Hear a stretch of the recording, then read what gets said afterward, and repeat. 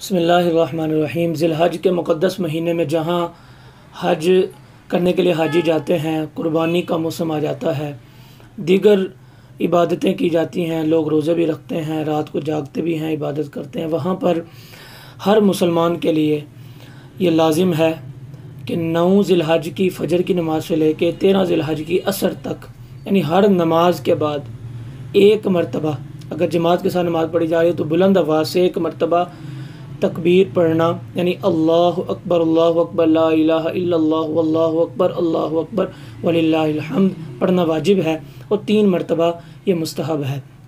عورت کے لیے بھی یہ حکم ہے کہ وہ پڑھے، بلند آواز سے نہیں، اتنی آواز سے پڑھے کہ اپنے کان سن لیں۔ اگر کوئی جماعت کے ساتھ نماز نہیں پڑھ رہا تو وہ اتنی آواز سے پڑھے کہ اس کے کان سن لیں۔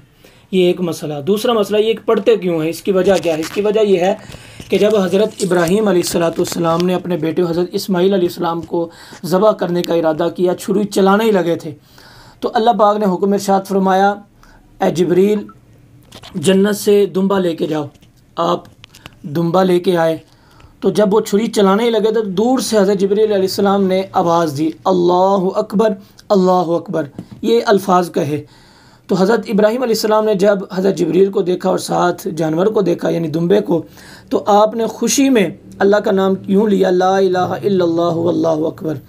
تو جب قریب آ گئے تو حضرت اسماعیل علیہ السلام نے اللہ کا شکر ادا کرتے ہوئے یہ الفاظ کہے، اللہ اکبر وللہ الحمد، یعنی حضرت جبریل اللہ کے مقرب فرشتے، حضرت ابراہیم اور حضرت اسماعیل دونوں اللہ کے جو نبی ہیں، ان تینوں کے کلام کو ملا کر جو جملہ بنتا ہے اس کو تکبیر تشریع کہا جاتا ہے۔ اللہ اکبر لا الہ الا اللہ واللہ اکبر وللہ الحمد۔